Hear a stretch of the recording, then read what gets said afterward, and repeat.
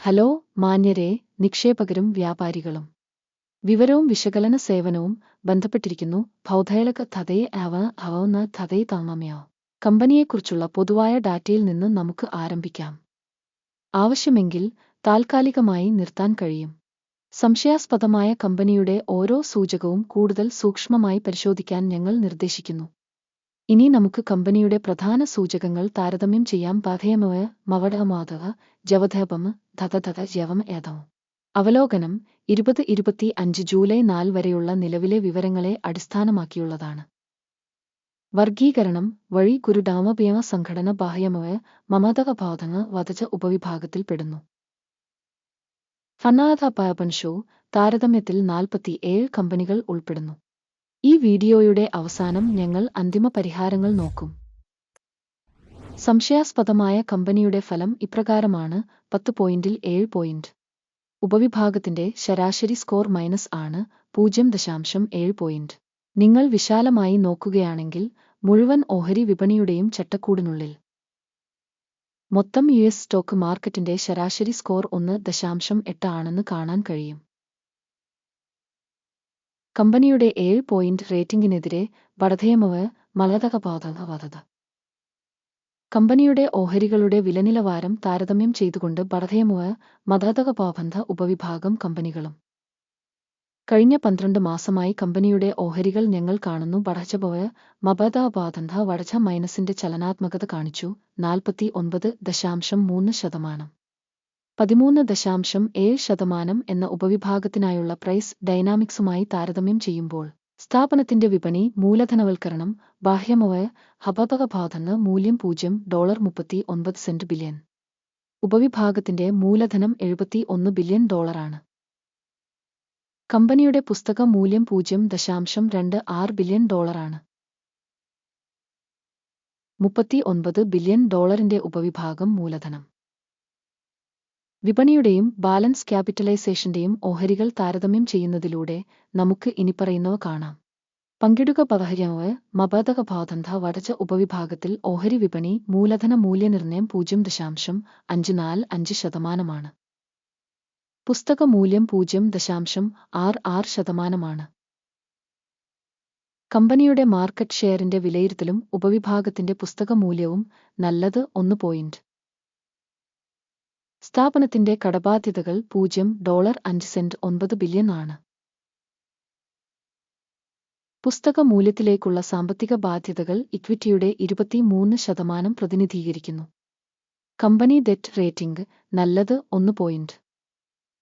കമ്പനിയുടെ വിലവരുമാന അനുപാതം 52.5 ആണ്. ഉപവിഭാഗം 0 ശരാശരി. ഉപവിഭാഗത്തിലെ കമ്പനികളുമായി താരതമ്യപ്പെടുത്തുമ്പോൾ കമ്പനിയുടെ വിപണി വിലയും ലാഭ അനുപാതവും വിലയിരുത്തുക. വളരെ നല്ലത് 2 പോയിന്റ്. കഴിഞ്ഞ 12 മാസത്തെ ലാഭം $7 മില്യൺ ആയിരുന്നു. അടുത്ത 12 മാസത്തേക്കുള്ള ഫോർവേഡ് വരുമാനം $18 മില്യൺ ആണ്. ഉപവിഭാഗവുമായി താരതമ്യപ്പെടുത്തുമ്പോൾ പ്രതീക്ഷിക്കുന്ന ഭാവി ലാഭസൂചകങ്ങളുടെ വിലയിരുത്തൽ നല്ലത് 1 പോയിന്റ്. കമ്പനിയുടെ വിലവിൽപ്പന അനുപാതം 2.2 ആണ്. ഉപവിഭാഗത്തിലെ ശരാശരി 1.5 ആണ്. ഉപവിഭാഗത്തിലെ കമ്പനികളുടെ സൂചകങ്ങളുമായി താരതമ്യപ്പെടുത്തുമ്പോൾ വിപണി വിലയും വരുമാന അനുപാതവും വിലയിരുത്തുക. Toilet -0.5 point. കഴിഞ്ഞ 12 മാസത്തെ വരുമാനം $180 മില്യൺ ആണ്. അടുത്ത 12 മാസത്തെ വരുമാനം $290 മില്യൺ ആണ്. ഉപവിഭാഗത്തിലെ സൂചകങ്ങളുമായി താരതമ്യപ്പെടുത്തുമ്പോൾ പ്രതീക്ഷിക്കുന്ന ഭാവി വിൽപ്പനയുടെ സൂചകങ്ങളുടെ വിലയിരുത്തൽ നല്ലത് 1 പോയിന്റ്. മാർജിനലിറ്റി 4.1%. ഉപവിഭാഗത്തിന്റെ ശരാശരി -17.8%. ഉപവിഭാഗത്തിലെ കമ്പനികളുടെ സൂചകങ്ങളുമായി താരതമ്യപ്പെടുത്തുമ്പോൾ വിൽപ്പന മാർജിൻ വിലയിരുത്തൽ നല്ലത് 0.5 പോയിന്റ്. ഉപവിഭാഗത്തിലെ ജീവനക്കാരുടെ എണ്ണം അനുസരിച്ച് കമ്പനിയുടെ വിഹിതം 0.169%. ഇത് വിപണി മൂലധന വിഹിതത്തേക്കാൾ 222% കുറവാണ്. ഒരു ഓർഗനൈസേഷന്റെ ഒരു ജീവനക്കാരന്റെ വിപണി മൂലധനം $2,340,000 ആണ്. ഉപവിഭാഗത്തിൽ $724,000 ഉണ്ട്. ഉപവിഭാഗത്തിലെ കമ്പനികളുടെ സൂചകങ്ങളുമായി താരതമ്യപ്പെടുത്തുമ്പോൾ ഒരു ജീവനക്കാരൻ വിപണി മൂലധനത്തിന്റെ അളവ് വിലയിരുത്തൽ പാസാബിൽ 0 പോയിന്റുകൾ. ഒരു ജീവനക്കാരന്റെ ലാഭം $44,600 ആണ്. മൈനസിന്റെ ഉപവിഭാഗത്തിൽ ശരാശരി $86,000. ഉപവിഭാഗത്തിലെ സൂചകങ്ങളുമായി താരതമ്യപ്പെടുത്തുമ്പോൾ കമ്പനിയുടെ ഓരോ ജീവനക്കാരന്റെയും ലാഭത്തിന്റെ വിലയിരുത്തൽ നല്ലത് 0.5 പോയിന്റ്. ഒരു ജീവനക്കാരന്റെ കമ്പനിയുടെ വരുമാനം $1081,000 ആണ്. ഉപവിഭാഗത്തിൽ $483,000.